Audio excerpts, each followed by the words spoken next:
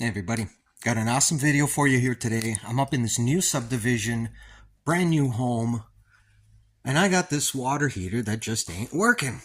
It called me over here. So basically we turn it on, right?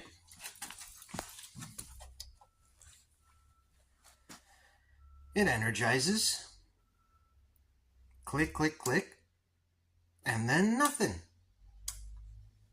And then nothing. And then it just goes over to the pressure switch. Because obviously it's not sensing the Venter motor pressure. Pressure switch didn't make. And then it gives you the error code. Bang. For the pressure switch. So I'm thinking, all right, well, let me see what the hell's going on with this motor then. Come on up here and check this out. Da da da da. This came from the manufacturers like this. They didn't even connect this thing, man. Are you kidding me? Or what?